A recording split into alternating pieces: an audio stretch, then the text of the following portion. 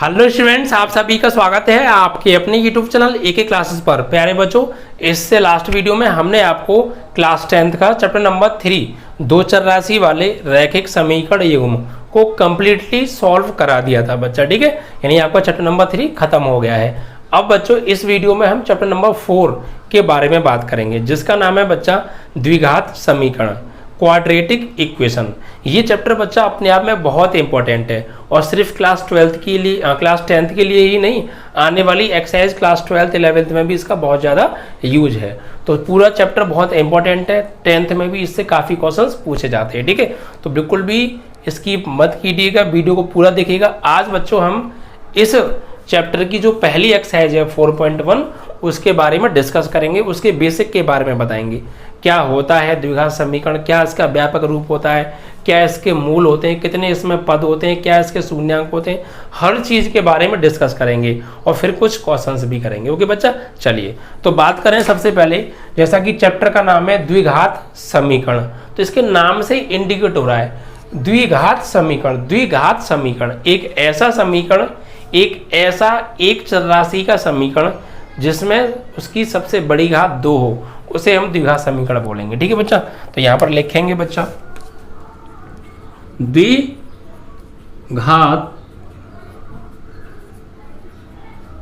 समीकरण। ठीक है बच्चा, द्विघात समीकरण, क्वाड्रेटिक इक्वेशन। ठीक है बच्चा, अभी क्या होती है यहां लिखेंगे बच्चा, एक चर राशि वाला ऐसा समीकरण, एक चर राशि वाला ऐसा समीकरण जिसमें चर राशि की सबसे बड़ी घात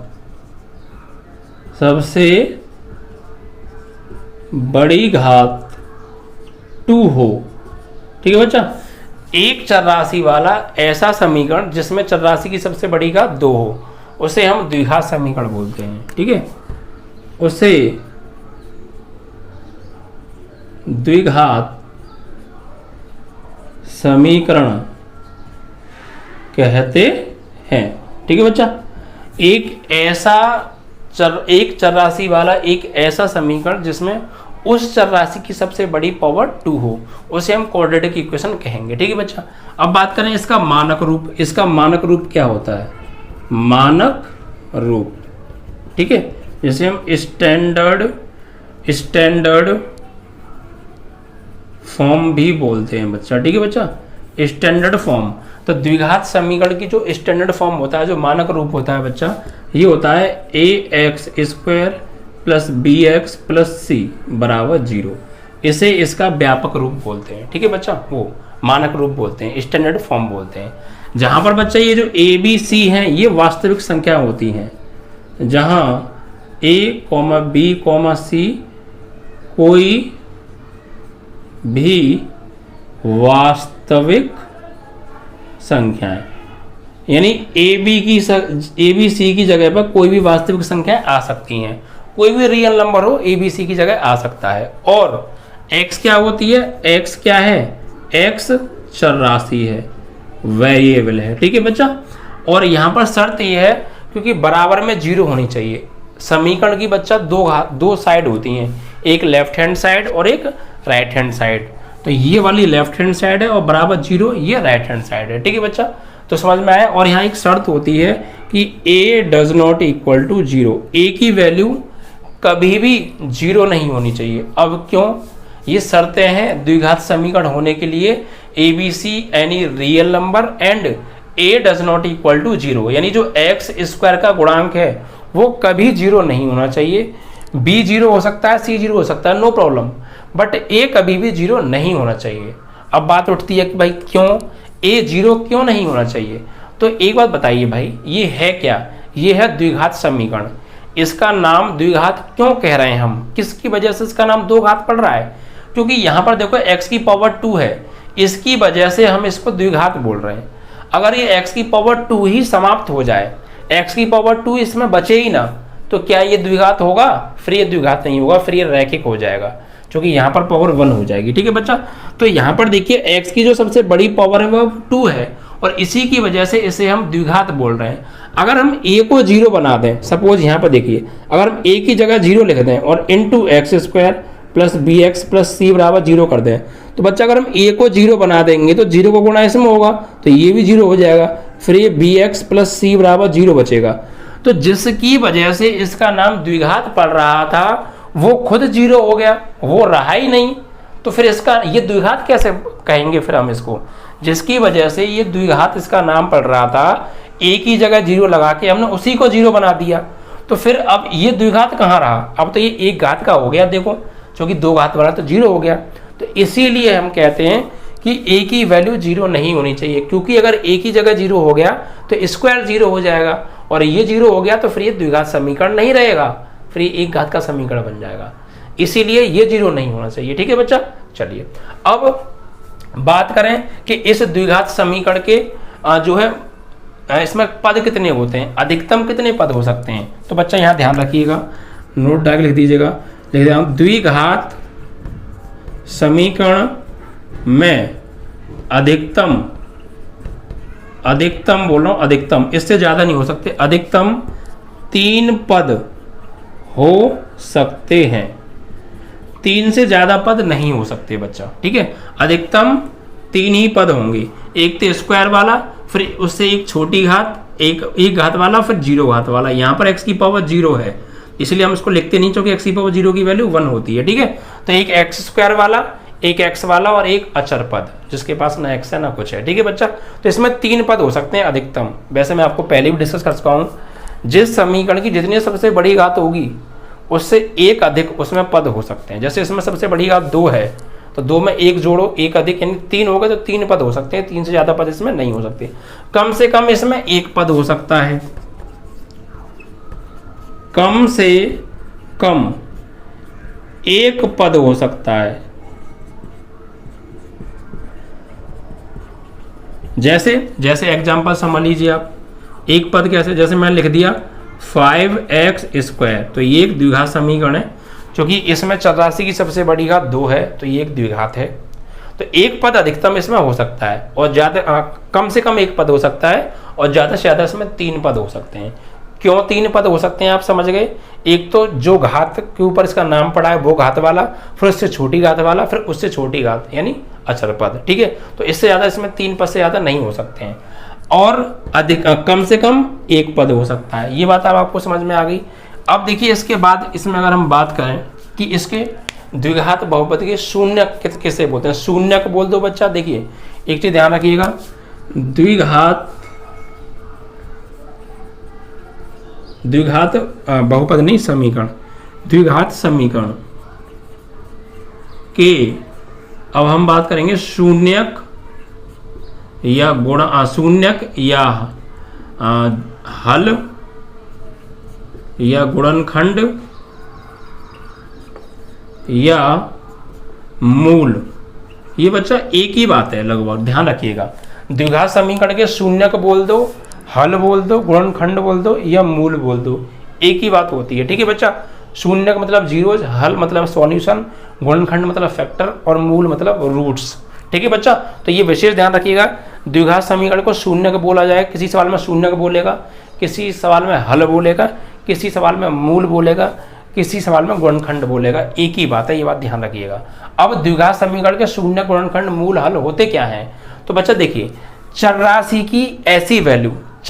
की ऐसी वैल्यू जिसे हम उस द्विघात समीकरण में चर राशि की जगह लगा दें और हल होके लेफ्ट हैंड और राइट हैंड बराबर आ जाए। फिर सुन लीजिए, द्विघात समीकरण में चर राशि का ऐसा मान, उस मान को अगर उस द्विघात समीकरण में चर राशि की जगह लगा दें और सॉल्व करके लेफ्ट हैंड और राइट हैंड दोनों साइडें बराबर आ जाए, या पूरा समीकरण 0 बन जाए, तो ऐसे मान को हम उस द्विघात समीकरण का शून्यक या मूल या गुणनखंड या हल कहते हैं। ठीक है बच्चा, तो मैं लिख दूंगा चर राशि का ऐसा मान जो उस समीकरण में लगाने पर, जो उस समीकरण में लगाने पर उस समीकरण को शून्य कर दे या लेफ्ट हैंड साइड बराबर राइट हैंड साइड आ जाए। ऐसा मान, चर राशि का ऐसा मान जो उस द्विघात समीकरण को लगाने पर उसे समीकरण को शून्य कर दे या left hand side right hand side बराबर आ जाए, उस समीकरण का शून्य कहलाता है। ठीक है बच्चा, उस समीकरण का शून्यक या मूल या गुणनखंड या हल कहलाता है। ये बात बच्चा लिख लीजिएगा, किताब में नहीं मिलेंगी आपको। ठीक है, ये बात आप विशेष ध्यान रखिएगा। तो ये कुछ छोटी मोटी बातें थी द्विघात समीकरण से संबंधित। सबसे पहले हमने पढ़ा द्विघात समीकरण की डेफिनेशन। एक चर राशि वाला ऐसा समीकरण जिसमें चर राशि की सबसे बड़ी घात 2 होती है, उसे द्विघात समीकरण बोलते हैं। उसका हमने मानक रूप पढ़ा। मानक रूप होता है ax² + bx + c = 0, जहां abc रियल नंबर और a does not equal to 0 होना चाहिए। ठीक है, क्यों होना चाहिए वो भी आप समझ गए होंगे। और x क्या, एक चर राशि है। फिर इसके बाद हमने ये पढ़ा कि द्विघात समीकरण में अधिकतम कितने पद हो सकते हैं। तो जितनी उसकी सबसे बड़ी घात है उसमें 1 बढ़ा दो, उतने पद हो सकते हैं। सबसे बड़ी घात 2 है, 2 में 1 बढ़ाओ 3 हो गए, तो सबसे ज़्यादा इसमें 3 पद हो सकते हैं और कम से कम 1 पद हो सकता है। ठीक है बच्चा। फिर हमने द्विघात समीकरण के शून्यक, हल, गुणनखंड और मूल के बारे में पढ़ा। क्या होता है शून्यक, गुणनखंड, मूल और हल? चर राशि का ऐसा मान जिसे उस द्विघात समीकरण में लगा दें और लेफ्ट हैंड साइड और राइट हैंड साइड दोनों बराबर आ जाएं, यह पूरा समीकरण 0 बन जाए, तो ऐसे मान को हम उस द्विघात समीकरण का शून्यक बोलते हैं, हल बोलते हैं, गुणनखंड बोलते हैं, मूल बोलते हैं। ठीक है बच्चा, चलिए, तो ये कुछ इंपॉर्टेंट बातें थी इस चैप्टर से संबंधित। आई होप कि आपको समझ में आ गया होगा। पहली एक्सरसाइज को सॉल्व करने के लिए ये जितना मैंने बताया है सफिशिएंट है, आपको बस आना चाहिए। ठीक है, अब कुछ चीज़ें और समझिए, जैसे कभी कभी कुछ चीज़ें माननी पड़ती हैं, तो यहाँ पर ध्यान रखिएगा बच्चों। जब कभी 2 या 2 से अधिक क्रमागत धन पूर्णांक मान्य हो, क्रमागत धन पूर्णांक आपको मानने, तो कैसे मानेंगे? यानी क्रमागत धन पूर्णांक कैसे मानते हैं? पहले मानते हैं बच्चा x, उसके बाद अगला होता है x+1, फिर होता है x+2, फिर x+3 and dot dot dot infinite. आपको मान लीजिए 2 क्रमागत धन पूर्णांक मान लें, तो पहला मान लीजिए x, अगला मान लेंगे x+1। 1 ही क्यों लगाया? क्रमागत कहा है, क्रमागत मतलब एक के बाद एक। अगर पहला x है तो इससे अगला क्या होगा? 1 बढ़ के होगा ना भाई। 1 मान लीजिए 2 है, तो अगला धन पूर्णांक क्या होगा? इसमें 1 जोड़ दो, 2 + 1 यानी 3 होगा। तो वही तो किया हमने पहला धन पूर्णांक माना x, तो अगला क्या होगा? x+1, उससे अगला क्या होगा? x+2। तो जब भी कभी आपको धन पूर्णांक मानने हो, 2 मानने हैं तो पहले मानो x, अगला मानो x+1। ठीक है, 3 मानने हैं तो x+3 और कर लो, 4 मानने तो x+4 कर लो। कोई भी 2 ले सकते हैं, इन 2 को ले लीजिए ये भी ठीक है, या इन 2 को ले लीजिए ये भी ठीक है, या इन 2 को ले लीजिए ये भी ठीक है, या और आगे कोई भी 2 मान लीजिए, कहीं से भी मत मानना क्रमागत, एक के बाद दूसरा अगला ही लेना। ठीक है, जो भी लो उससे अगला लेना या पिछला लेना साथ में। ऐसा नहीं ये ले लिया फिर आप उससे अगला ये ले रहे हैं तो दिक्कत हो जाएगी, वो विषम या धन सम में चली जाएंगे। ठीक है बच्चा, तो क्रमागत धन पूर्णांक मानने हो तो आप इन बातों का विशेष ध्यान रखिएगा। और बाकी एज वाले क्वेश्चंस मैंने आपको कराई दिए हैं, आयत के बारे में मैंने आपको बता दिया, ये छोटी मोटी चीज़ें आपको बताई हैं। ठीक है, ये भी यूज होंगी, तो ये आप याद ही रखिएगा। ठीक है, तो इतना समझ लीजिए सफिशिएंट है। ठीक है, ये बेसिक था इस एक्सरसाइज का। अब हम आएंगे सीधे एक्सरसाइज पर बच्चा। ठीक है, तो देखिए एक्सरसाइज में क्या कहा है, एक्सरसाइज को समझ लेते हैं जरा। 4.1 एक्सरसाइज है बच्चा, और इसमें क्या कहा है देखिए, जांच कीजिए कि क्या निम्न द्विघात समीकरण है या नहीं है। कुछ हमें कंडीशंस दे रखी हैं और इन कंडीशंस को चेक करना है क्या ये द्विघात हैं या नहीं है।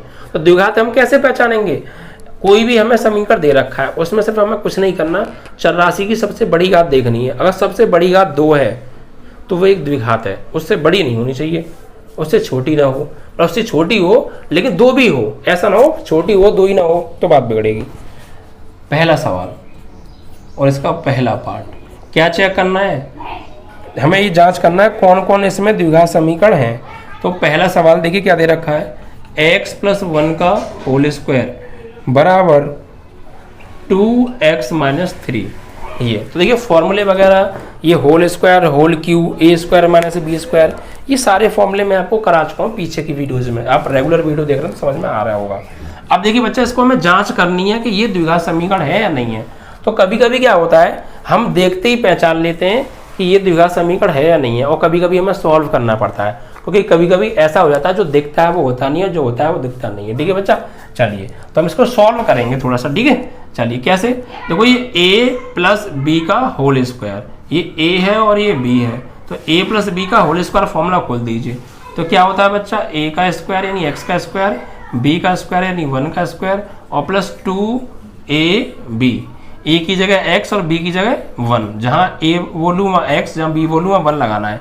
तो a² + b² + 2ab, और बराबर 2 का x में कर दो 2x, और 2 का करेंगे -3 में, तो 2 3 जा -6 हो गया। अब इसे सॉल्व करो, देखिए बच्चा x² + 1 का स्क्वायर 1, और 2 का x में करेंगे 2x, और 1 में करेंगे तो 2x, बराबर 2x - 6। 2x से 2x कट गया, क्योंकि बराबर में दोनों प्लस प्लस के कट गए। यहाँ x² हो गया, -6 को धर ले आओ, +1 तो है तो -6 धरा के +6 हो जाएगा, बराबर में कुछ नहीं बचा 0, बराबर में कुछ नहीं बचा 0 बचा। अब यहाँ देखिए x² और 6 और 1 7 बराबर 0। तो ये एक द्विघात समीकरण है। क्यों? क्योंकि देखिए यहाँ पर चरराशि की सबसे बड़ी घात 2 आ रही है, तो ये एक द्विघात समीकरण है। ठीक है, तो यहाँ आप लिखेंगे अतः इस समीकरण में चरराशि की सबसे बड़ी घात 2 है, तो यह द्विघात समीकरण है। ठीक है बच्चा, बस हमें पहचानना है, सॉल्व करना है, और फिर हमें घात देखनी है क्या ये जो घात है इसकी 2 है या नहीं है। अगर 2 है तो द्विघात है, और नहीं है तो नहीं है। ठीक है बच्चा, तो इजी था ना, ऐसी पहचानना है। अगला सवाल देखिए क्या दे रखा है, x² - 2x, दूसरा पार्ट है इसका, x² - 2x बराबर हमें दे रखा है -2 ब्रैकेट में 3 - x, -2 ब्रैकेट में 3 - x। तो कोई दिक्कत नहीं, सॉल्व करो। देखो x² तो ऐसे ही रहेगा -2x, -2 का 3 में करेंगे -6, और माइनस प्लस, और 2 का x में 2x। देखो इधर +2x है, इधर -2x है, कटेगा नहीं, एक साइड ले आओ। तो x वैसे यहीं से मालूम पड़ रहा है, की सबसे बड़ी घात 2 आ रही है, उसके बाद ये कटेगा भी है नहीं तो 2 ही आएगी। देखो x², इसको इधर ले आओ तो -2x, और ये भी इधर आके -2x हो जाएगा, और ये -6 इधर आके +6 हो जाएगा, बराबर में कुछ नहीं बचा 0। ये x² -2x माइनस के 4x, और +6 बराबर 0। देखो सबसे बड़ी घात कितनी है, 2 है, तो ये एक द्विघात बहुपद है, वो समीकरण है। ठीक है बच्चा, ये लिखेंगे हाँ ये भी एक द्विघात समीकरण है, क्योंकि यहाँ पर चरराशि की सबसे बड़ी घात 2 है। तीसरा सवाल देखिए बच्चा, x - 2 और x + 1, ठीक है, और बराबर x - 1 × x + 3 है। ठीक है बच्चा, अब ये बताना है या नहीं है। तो देखिए कोई दिक्कत नहीं है, गुणा करिए, दोनों ब्रैकेटों का आपस में गुणा करो। गुणा कैसे करते हैं, पहले इसका करेंगे इन दोनों के साथ, फिर इसका करेंगे इन दोनों के साथ। ठीक है, तो x का x में x², x का 1 में x, -2 का x में -2x, और -2 का 1 में तो -2 आएगा। सेम इधर x का x में x², x का 3 में 3x, -1 का x में -x, और -1 का +3 में तो -3 आएगा। सोल्व करेंगे बच्चा, तो देखिए यहाँ प्लस का x² है, और इधर भी प्लस का x² है, कट गए, -2x और प्लस का x, तो -x बचा -2। यार देखिए +3x में से एक x गया तो प्लस के 2x, और -3 हो गया। अब दोनों को, इन दोनों को उधर ले जाओ, तो उधर 2x है और -3 है, ये x उधर जाएगा तो माइनस का प्लस का x हो जाएगा, -2 जाएगा तो प्लस का 2 हो जाएगा, बराबर 0। तो 2x और 1x 3x, -3 + 2 -1 बराबर 0। अब आप यहाँ पे ये देखिए चर राशि की सबसे बड़ी घात कितनी आ रही है, इसमें 1 आ रही है, लेकिन हमें क्या चाहिए, 2 चाहिए। चर राशि की सबसे बड़ी घात यहाँ पर 1 आ रही है, जबकि 2 होनी चाहिए थी द्विघात के लिए, तो यहाँ पे 2 घात है ही नहीं। ठीक है, तो यहाँ पे लिखेंगे यह द्विघात समीकरण नहीं है, क्योंकि जो 2 घात थी ना वो यहीं समाप्त हो गई, आगे 2 घात बची नहीं। वैसे भी यहीं से दिख रहा था, लेकिन सॉल्व करना जरूरी था। तो लिखेंगे यहाँ चर राशि की सबसे बड़ी घात 2 नहीं है, अतः यह द्विघात समीकरण नहीं है। ठीक है बच्चा, चलिए समझ में आया। चलिए तो आगे बढ़े, तीसरा क्वेश्चन फिनिश। चौथा क्वेश्चन देखिए क्या दे रखा है। चौथे में हमें दे रखा है x - 3 2x + 1, x - 3 2x + 1 बराबर x + 5, x + 5। देखिए इसमें भी साफ दिख रहा है, x स्क्वायर कटेगा नहीं बच्चा, घटेगा, बच जाएगा। देखो कैसे, x का 2x में करेंगे तो 2x स्क्वायर, x का 1 में x, -3 का + 2x में तो -3 2 जा 6 और x का x, और 3 का -1 में -3 का +1 में तो -3 आएगा, x का x में x स्क्वायर, x का 5 में 5x। ठीक है बच्चा, चलिए तो अब देखिए यहाँ पर ये 2x स्क्वायर है, 6x में से 1x गया तो -5x -3, इनको इधर ले आओ तो इधर आएगा तो -x स्क्वायर और ये -5x बराबर कुछ नहीं बचा, 0 बचा। ठीक है, अब देखिए 2x स्क्वायर में से 1x स्क्वायर गया तो 1x स्क्वायर बचा, -5x और -5x जुड़ के हो गए -10x और ये -3 बराबर 0। तो सबसे बड़ी घात कितनी है, 2 है, तो ये द्विघात समीकरण है। लिखेंगे द्विघात समीकरण है। ठीक है बच्चा, क्योंकि चर राशि की सबसे बड़ी घात यहाँ पर कितनी है, चर राशि की सबसे बड़ी घात यहाँ पर 2 है। ठीक है, इसीलिए ये एक द्विघात समीकरण है। ठीक है बच्चा, समझ में आ रही हैं चीज़ें। बस कुछ नहीं करना, जो दे रखा है उसे कैलकुलेट करना है थोड़ा सा, और फिर देखना है कि 2 घात बच रही है तो है, अदरवाइज नहीं है। पांचवा सवाल, पांचवें सवाल में देखिए क्या दे रखा है हमें बच्चा, 2x - 1 x - 3 2x - 1 x - 3 बराबर x + 5 x - 1 x + 5 x - 1। अब देखिए करिए गुणा, 2x का करेंगे x में तो 2 का तो 2 रहेगा, x का x में x स्क्वायर, फिर 2x का -3 में तो 2 3 जा 6 और x का x, फिर -1 का x में करेंगे -x और +1 का 3 में 3, x का x में x स्क्वायर, x का -1 में -x, 5 का x में 5x, 5 का -1 में -5।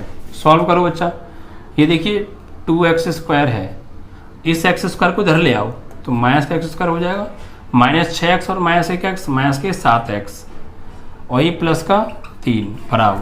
अब देखिए इधर, इसको तो हम इधर ले ही आए, यहाँ पे देखो प्लस के 5x और माइनस का 1x, तो प्लस के 4x बचे, इधर ले आओ माइनस के 4x हो जाएंगे, यहाँ -5 इधर ले आओ प्लस का 5 बराबर 0। सॉल्व करो, 2x स्क्वायर में से गया बच्चा 1x स्क्वायर, तो 1x स्क्वायर बचा, -7 और -4 माइनस के 11x + 5 और 3 8 बराबर 0।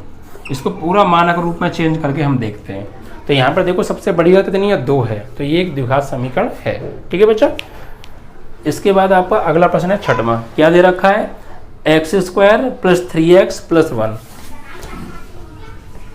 x² + 3x + 1 बराबर x - 2 का होल स्क्वायर। ठीक है, होल स्क्वायर है, यस।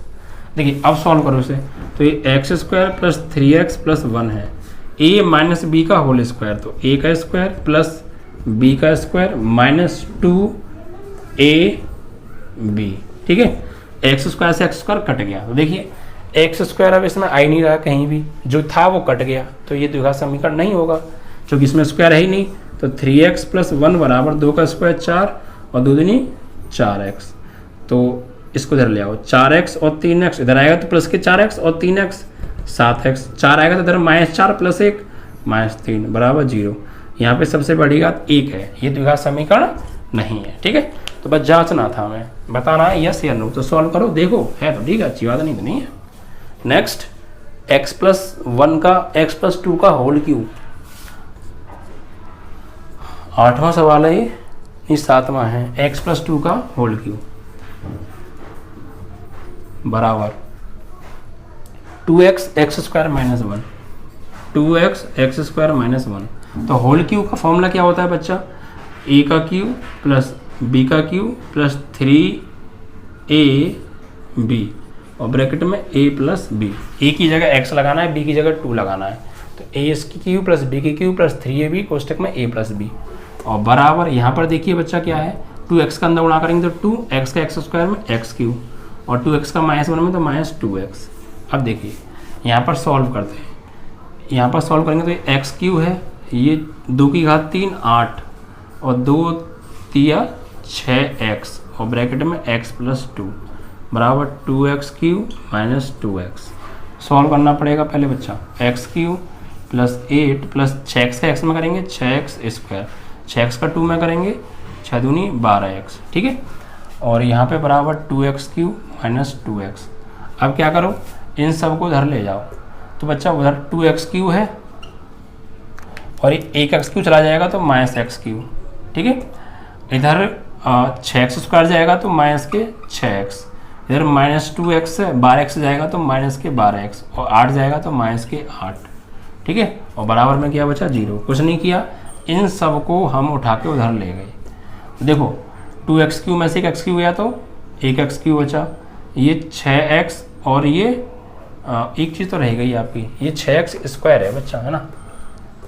और यहाँ पर बचा ये -6x², -2x -12x -14x और -8 बराबर 0। तो ये द्विघात समीकरण नहीं है। आप कहेंगे सर क्यों, क्योंकि इसमें तो द्विघात समीकरण द्विघात है, लेकिन मैंने ये कहा था सबसे बड़ी घात 2 होनी चाहिए, उससे बड़ी अगर कोई और घात है तो फिर द्विघात नहीं है। देखो द्विघात 2 घात तो है, लेकिन उससे बड़ी 3 भी तो है, तो ये त्रिघात कहा जाएगा ना कि द्विघात, ठीक है। तो ये द्विघात समीकरण नहीं है। इसके बाद देखिए बच्चा आपका 8वां सवाल है, x cube minus 4x², x cube minus 4x² minus x plus 1 बराबर x - 2 का होल क्यूब, x - 2 का होल क्यूब। सॉल्व करेंगे, देखो x का क्यूब तो है ये 4x² है minus x plus 1, a minus b का होल क्यूब। फॉर्मूला खोलो, a का क्यूब माइनस b का क्यूब माइनस 3ab और ब्रैकेट में a माइनस b। फॉर्मूला याद है ना। देखो x क्यूब से x क्यूब कट गया, ये माइनस के 4x² माइनस x प्लस 1 बराबर माइनस और 2 की घात 3 8 माइनस 2 तिया 6x और x माइनस 2। सॉल्व करेंगे, -4x² minus x plus 1 minus 8 minus 6x का इसमें करेंगे माइनस के 6x² माइनस माइनस प्लस 6 दूनी 12x, ठीक है। अब देखो सॉल्व करते हैं, इन सबको इधर ले आओ तो ये इधर आएगा तो प्लस के 6x² हो जाएगा और ये माइनस के 4x² है, ठीक है। ये 12x इधर आके हो जाएगा माइनस के 12x और ये माइनस का 1x है, ये -8 इधर आके हो जाएगा +8 और ये +1 है बराबर 0 बचा। 6x² में से 4x² गए 2x² माइनस 12x और माइनस 1x माइनस के 13x और 8 और 1 9 बराबर 0। ये आ गया मानक रूप। अब यहाँ देखिए सबसे बड़ी घात 2 है तो ये एक द्विघात समीकरण है, ठीक है बच्चा। तो इस प्रकार आपके 8 प्रश्न पहले पार्ट के समाप्त और इसका बेसिक भी समाप्त। बाकी अगले क्वेश्चंस अगले वीडियो में। वीडियो अच्छा लगा हो तो वीडियो को ज़्यादा शेयर कीजिएगा और लाइक कीजिएगा। ओके बच्चों।